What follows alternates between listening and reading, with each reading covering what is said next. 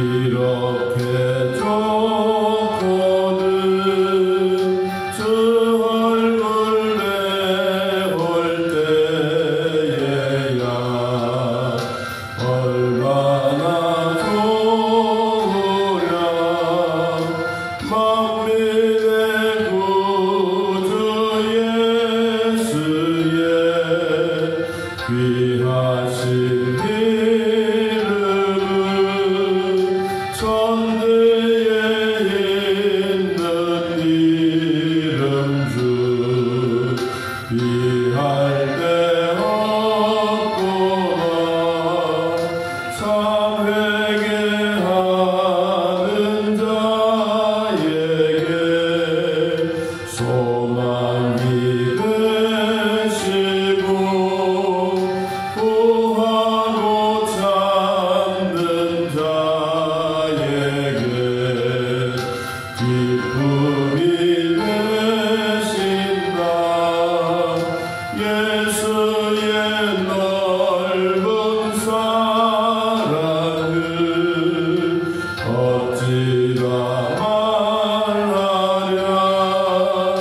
주 사랑받은 사람만 그 사랑할도다. 사랑의 구주 예수여 내 기쁨 되시고 이제로부터 영원히 되소서. 아멘.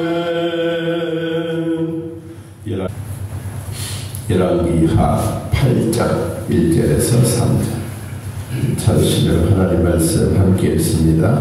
엘리사가 이전에 아들을 다시 살려준 여인에게 이르되 너는 일어나서 내 가족과 함께 거주할 만한 곳으로 가서 거주하라.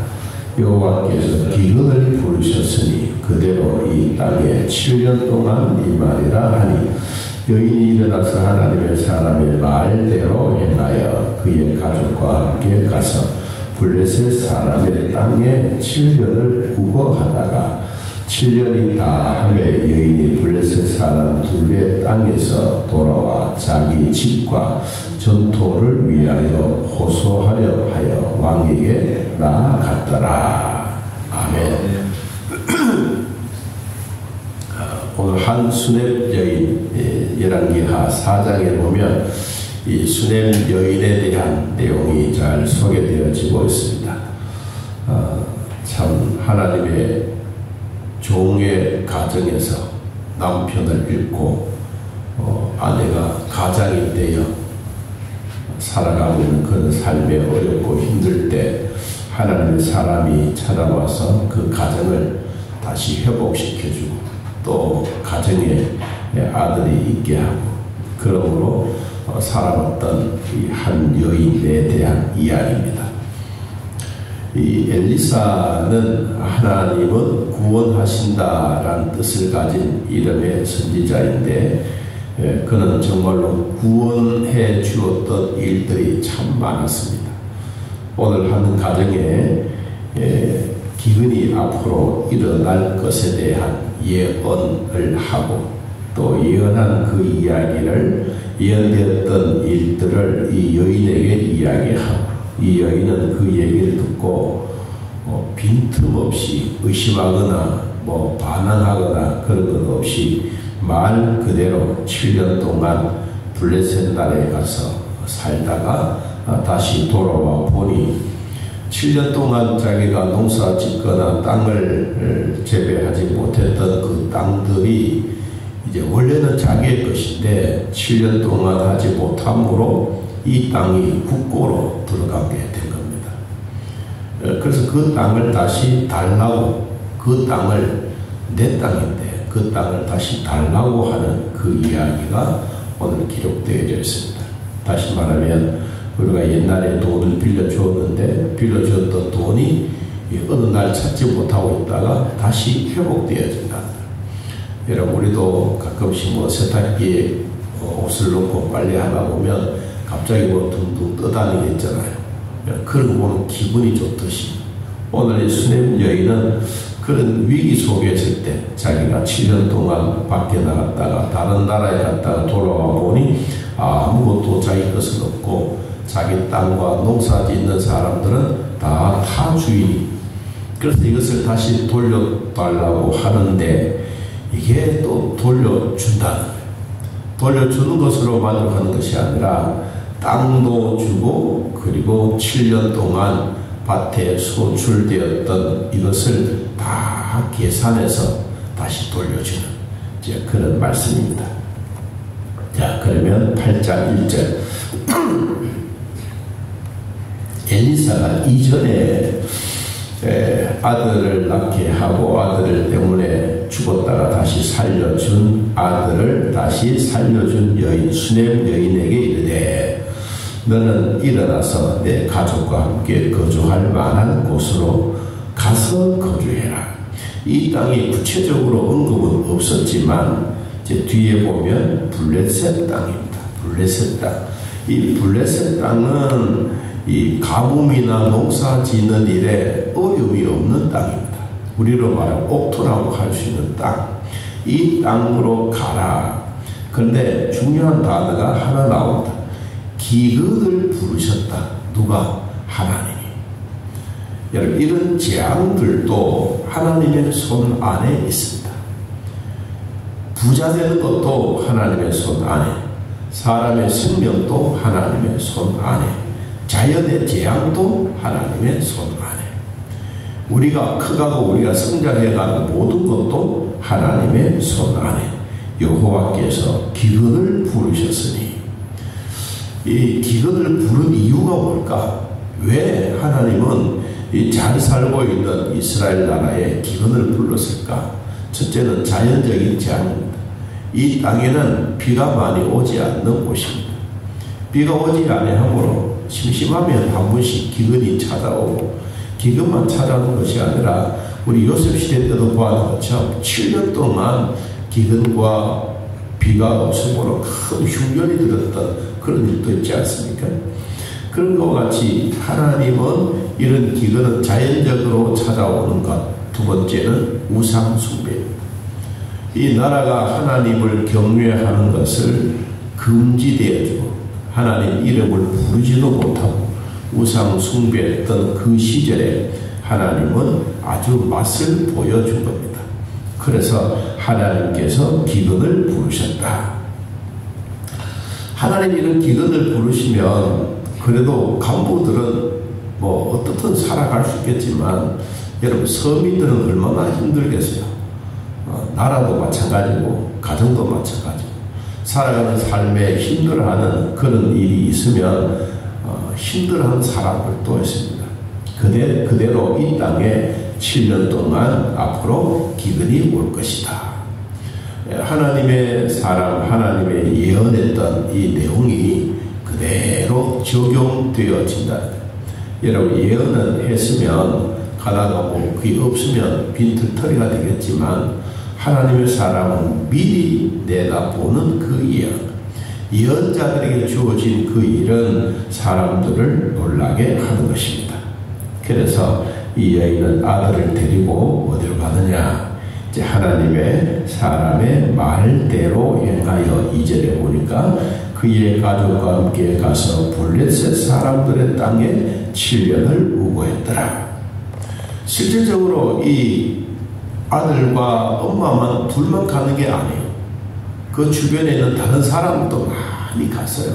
왜냐하니까 그 이야기를 듣고 둘만 겨날에 보찜을 싸서 블레셋으로 간 게 아니라 많은 사람들이 그곳에 갔는데 거기 하나님의 눈에 띄게 보여줬던 그 사람이 바로 수냄 여인과 아들입니다.